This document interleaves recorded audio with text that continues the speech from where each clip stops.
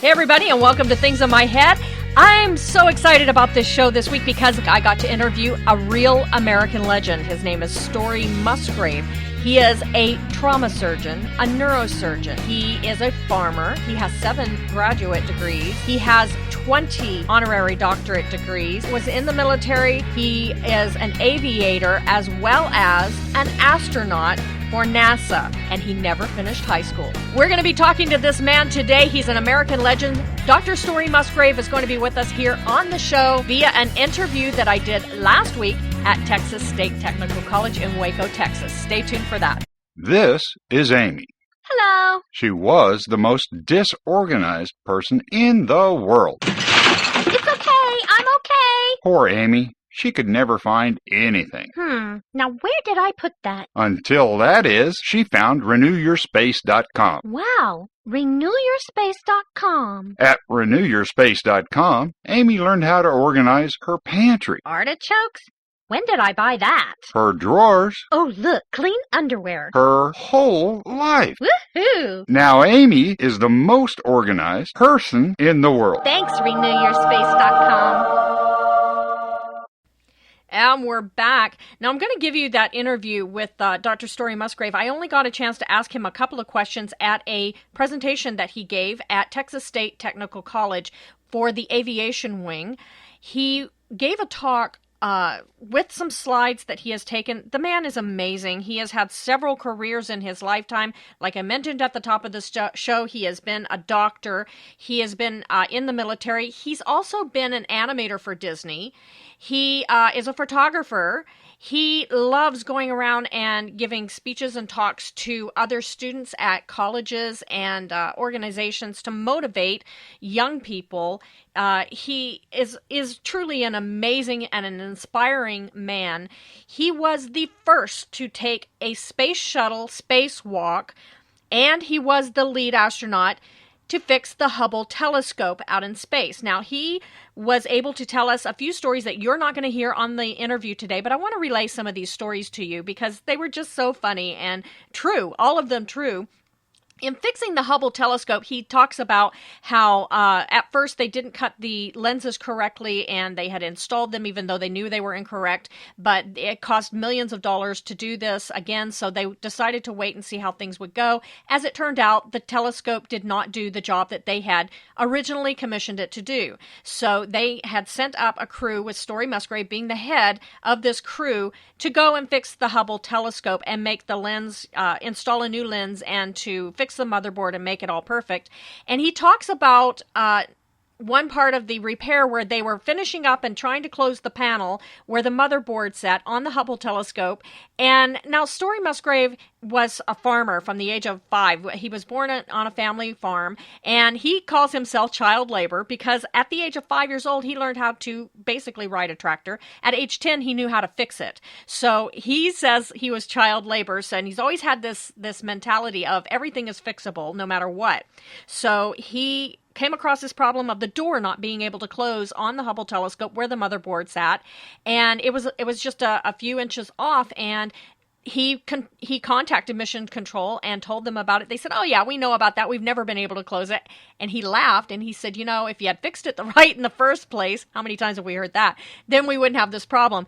Well, as it turned out, he always carried a backpack with him no matter where he went. And in this backpack, he's kind of like the MacGyver of NASA because he carried one of these come-along straps that you use to tie down loads on the back of trucks. They have the little ratchet on the end so that everything is secure.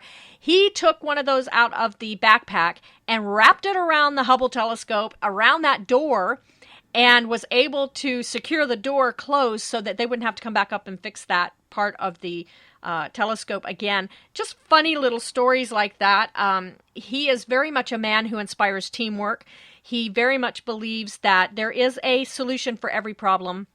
He very much believes that you always have to be thinking about the next step. You can never be stagnant. You always have to be moving forward. And at 78 years old, he is one of the most inspiring men that I have ever gotten the chance to interview. Dr. Musgrave, thank you so much for talking with me today. I know that you're here at TSTC in Waco to talk to the aviation students and help hand out some awards. But you yourself have had such an illustrious career. You have never stopped learning. From the age of 5, you say child labor. You were child labor. It's not always been illustrious. Well, I mean, to those looking on. Sir, can you tell me, out of all of the things that you've done, farmer, aviation, military, my goodness, you have a 7-year-old child. That's it. That's the answer. That's the answer to the question? Yeah.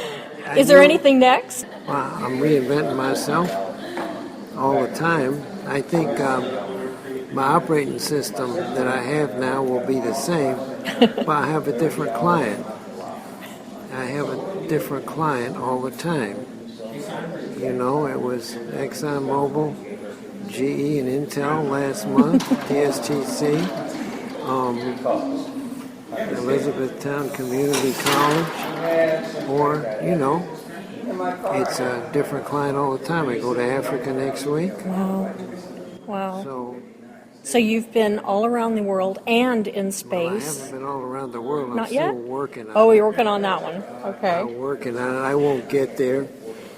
You got to start taking stuff out of the bucket after a while. That's good advice. Well, when you're approaching 80, your bucket should be getting smaller one way or the other. Either because you get it done or you take it out. So tell me, thinking back, you were one of the first gentlemen to ever do a spacewalk.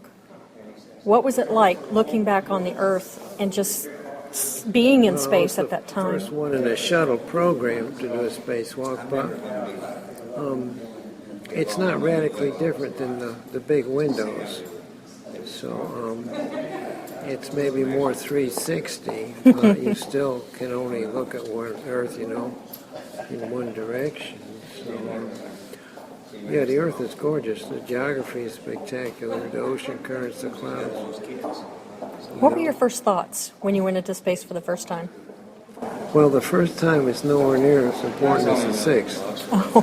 Well, because you get better. You can write it off the first time and say that's the last experience I'm going to have. You know, I know that I've done that. So you can write off spaceflight from that point on. But you really don't know. You're not sophisticated enough yet to know what you can do up there. You look out at Earth and say, well, that's beautiful, but you don't know anything.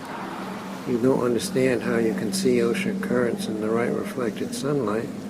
You don't know the importance of turning all the computer lids down and taking a night pass. You don't know that you can tell where you are over Earth by the clouds you look at. And so it gets much better. So you get some experience and then you know what to look for.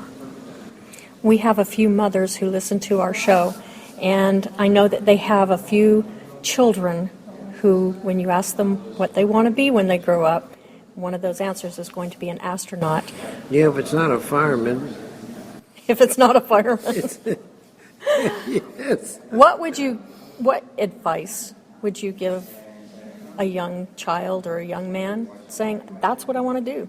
Follow your heart? Oh, if they want to do that, well, eventually they're going to want to acquire some technology, and they're going to want to know how to be skilled team players, and they want to demonstrate that they're comfortable in other environments, like this flying world here, or like scuba diving, or little mountain climbing, or something. I liked what you said, follow your heart. Well, that's number one. It is a technological enterprise, same as the college here. And so you need some technology, but the mistakes they've made in the past were people they took who didn't work out. They were not team players. They were excellent in grades, and they had excellent solo records, but they were not team players. So they didn't work out. And so I think a demonstration of teamwork skills, social skills, well, that's the most important thing in anything. And that you're comfortable putting your body in, you know, a strange place. Because you're going to have to do that. In a large, bulky white suit. Yeah. Dr. Musgrave, thank you so much for just speaking with us for a moment. I know you're a busy man. I'm not that busy right now. Well, you're not busy right now. We're going to let you rest for a little bit. But thank you so much. I really appreciate it. God bless you, sir. You're welcome. Well, that was all the time that I had with Dr. Story Musgrave. Now, if anything, I want you to walk away with this knowing that this man has done everything that he's ever set out to accomplish in his lifetime. He never gave up. He always learned a new skill. He always moved forward. And he says he always went back to the first things that he ever learned on the farm as child labor. He learned how to work hard, how to be a part of a team, and how to never give up. And he says those are the qualities that any young man or any young woman wanting to succeed in this world need to accomplish their goal. Next week on our show, it's going to be a week before Thanksgiving, so I thought maybe what we would do is learn how to make the perfect turkey, learn how to put some sides together for that perfect holiday meal. We're inviting Chef Laura Taylor with us next week. She's going to be on our show giving us all of the tips to make our Thanksgiving meal just that much more special. Don't forget to go to www.thingsinmyheadblog.com for more about Story Musgrave, as well as all of the links for next week's show. And we'll talk to you next time on Things in My Head. Thanks for joining us.